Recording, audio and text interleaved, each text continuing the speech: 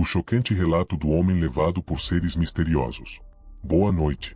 Se você gosta desse tipo de vídeo, já se inscreve no canal e deixe seu like para acompanhar mais histórias como essa. O relato que trago hoje é um dos mais impressionantes casos de abdução registrados no Brasil. Estamos falando do caso Bebedouro, vivido pelo então soldado da Polícia Militar de Minas Gerais, José Antônio da Silva. Esse é um caso que foi amplamente investigado e nunca desmentido, sendo um dos mais bem documentados da ufologia brasileira. O que você vai ouvir agora são os detalhes contados pelo próprio José Antônio, que manteve seu testemunho inalterado ao longo dos anos. Esse relato é real e pode ser encontrado em diversas fontes, para aqueles que quiserem se aprofundar ainda mais. Era o dia 3 de maio de 1969, um sábado comum, quando José Antônio decidiu sair para uma pescaria.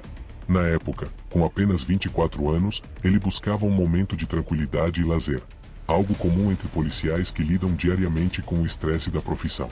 Pegou um ônibus e seguiu para um local conhecido como Bebedouro, situado em uma fazenda no município de Matozinhos, Minas Gerais.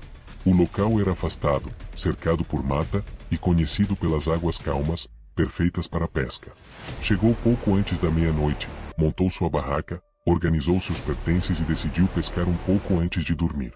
Ele não fazia ideia de que aquela noite marcaria sua vida para sempre. Já na manhã seguinte, no dia 4 de maio, José Antônio acordou disposto a continuar sua pescaria. O tempo estava nublado, e o silêncio do local tornava a experiência ainda mais imersiva. Por horas, ele permaneceu ali, tentando fisgar algo, mas sem sucesso. Ao meio-dia, parou para almoçar rapidamente e logo voltou à pescaria, insistente.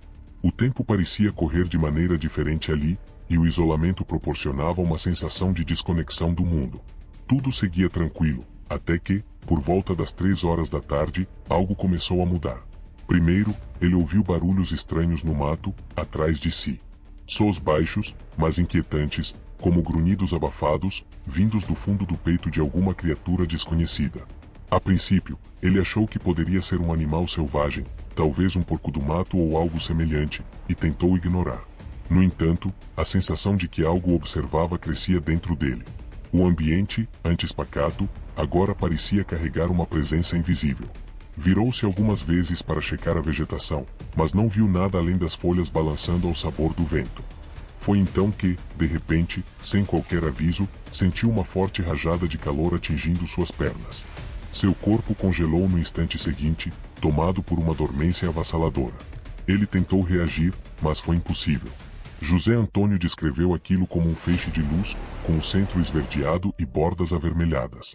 A aparência do brilho era hipnotizante, quase irreal. Embora sentisse a energia intensa daquele raio, sua pele não queimava.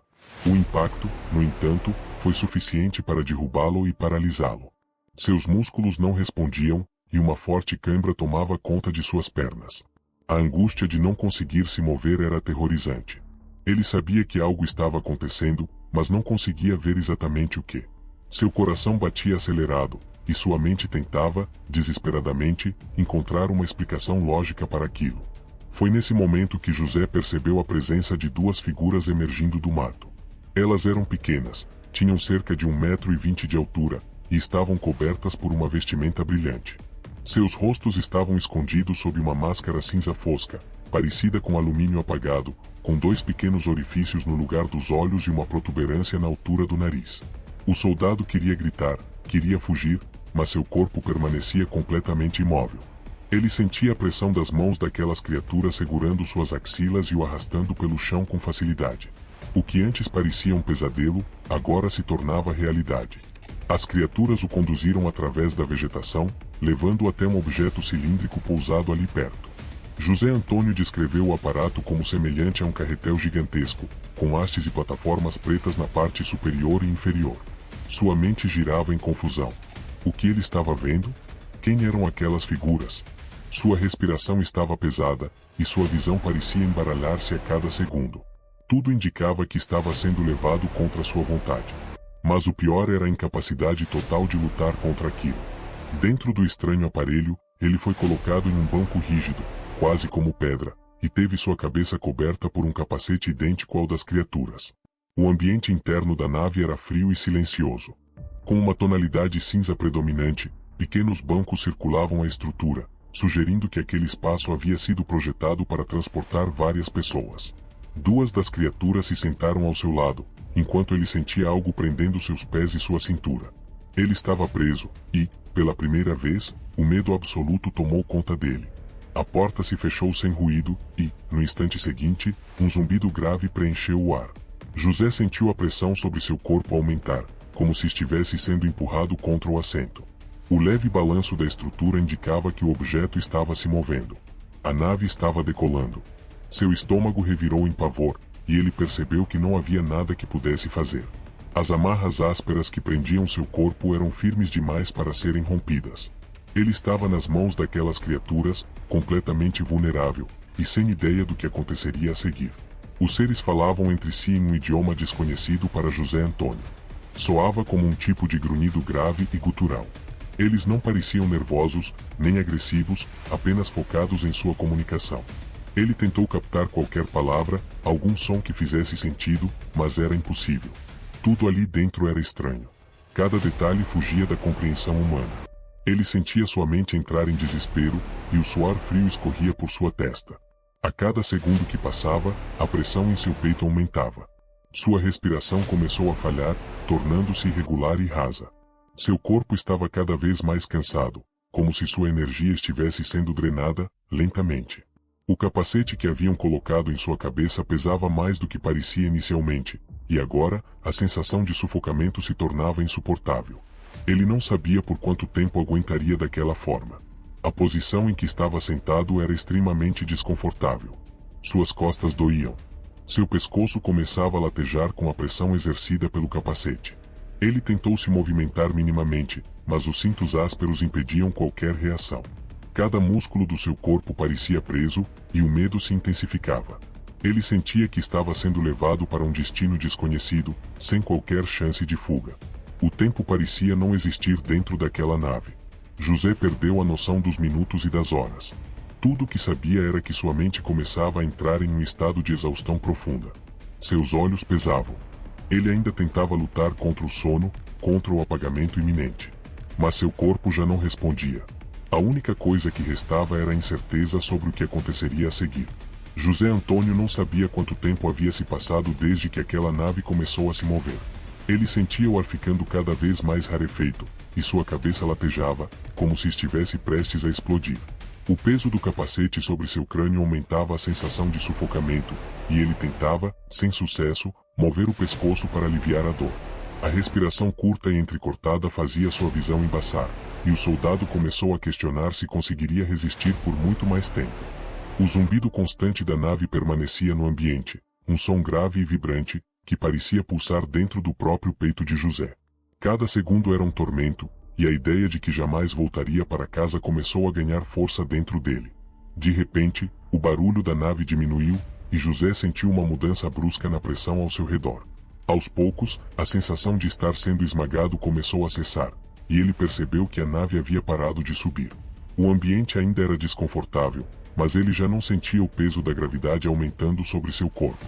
Com os olhos semicerrados, tentou olhar ao redor pelas pequenas aberturas do capacete, buscando entender onde estava. Foi nesse momento que percebeu que não estava sozinho naquela sala. Ele viu que as criaturas que o haviam levado agora estavam retirando seus próprios capacetes. Seu coração disparou quando finalmente conseguiu ver os rostos delas. Eram diferentes de tudo que ele poderia imaginar.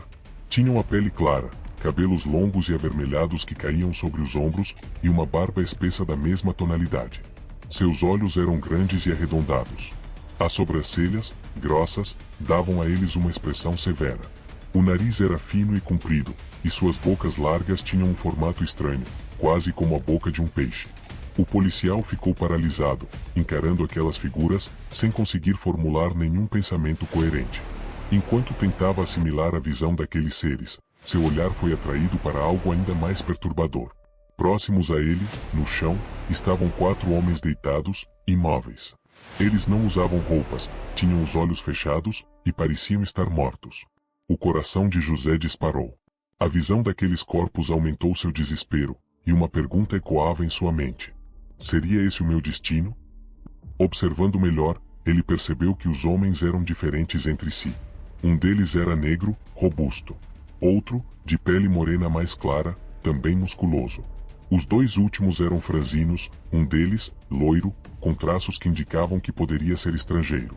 José começou a se debater, inutilmente, tentando soltar as amarras. Mas seu corpo estava fraco.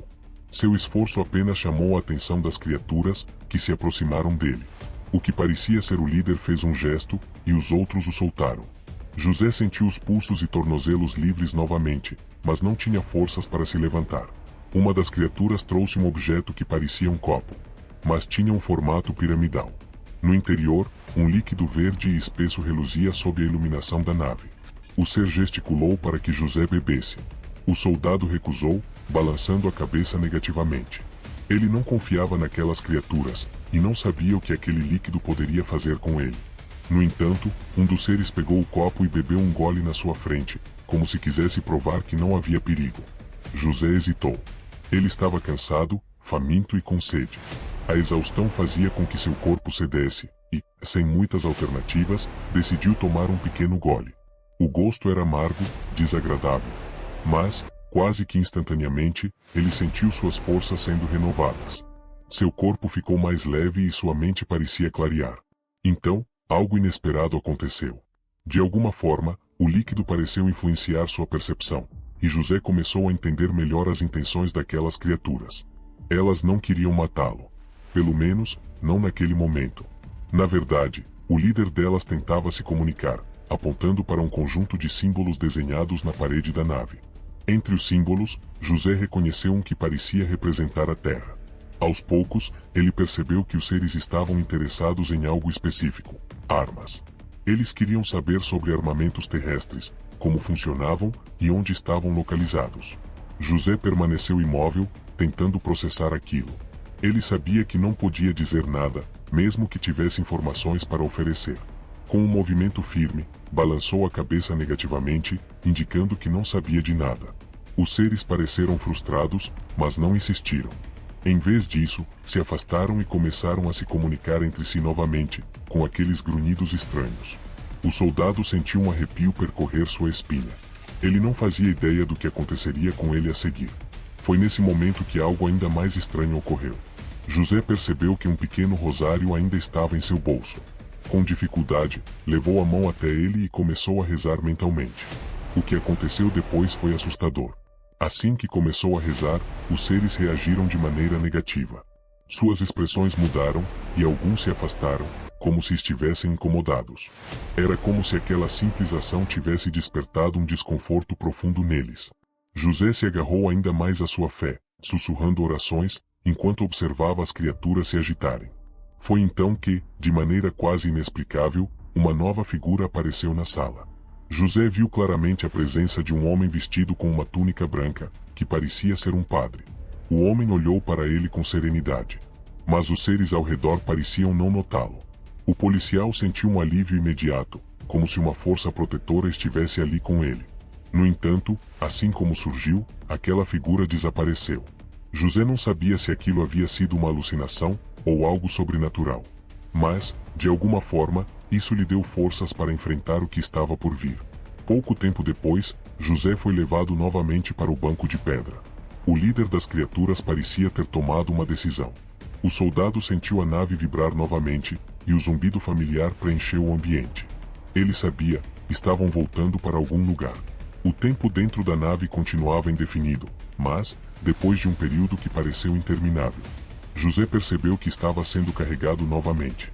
A próxima coisa que viu foi a escuridão de uma mata fechada. Sentiu o chão firme sob seu corpo. E, antes que pudesse processar tudo, as criaturas desapareceram. Ele estava sozinho, desorientado e completamente exausto. Com dificuldade, começou a caminhar. Não fazia ideia de onde estava. O dia amanheceu. E, depois de muito esforço, José chegou até uma estrada. Quando encontrou uma pessoa, finalmente obteve a resposta. Ele estava a 32 quilômetros da cidade de Vitória, no Espírito Santo. 6 dias haviam se passado desde sua abdução. Com a ajuda de um desconhecido, conseguiu pegar um trem de volta para Belo Horizonte, onde relatou tudo o que aconteceu. Seu testemunho foi levado ao quartel e investigado por superiores, mas nunca foi desmentido. Mesmo após todas as entrevistas e questionamentos, José Antônio da Silva nunca mudou sua história. Ele afirmava com convicção que tudo o que viveu foi real. E seu relato permaneceu consistente ao longo dos anos. O caso Bebedouro se tornou um dos mais importantes casos de abdução do Brasil. E continua sendo estudado até hoje. Se você ficou intrigado com esse relato, saiba que há muitos outros casos como esse registrados ao longo da história. Para conhecer mais, não esqueça de se inscrever no canal, ativar o sininho das notificações e deixar o seu like. Até o próximo vídeo.